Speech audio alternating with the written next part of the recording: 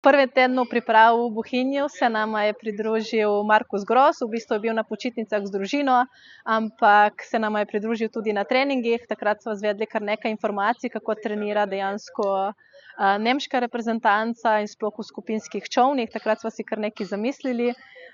Zakaj? Zato, ker do zdaj sva vedeli le, da vse treninge težke narediš v enojcu, v dvojcu jih nekako le dopolniš in tega smo se držali iz prejšnjih let, ker nam je bilo to le znano.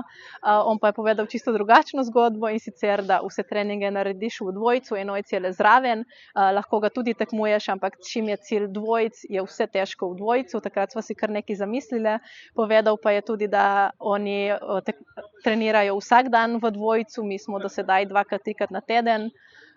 In takrat smo se nekako, škoda, da ni prišel že maja, ker bi celotno sezono drugače obrnili, ampak tudi zdaj 10 dni pred svetovnim prvenstvom, je bilo še veliko za, nadgraditi, dodati, in sva se že takrat odločili, da bova tudi imel vsak dan v dvojcu, tako da jutranji trening poteka v dvojcu, popoldanski v enojcu, in mislim, da nama je to res dalo veliko, ker vsak dan te občutke dopolnjujeva in je zelo boljše in zelo drugače kot samo 2-krat, 3-krat na teden.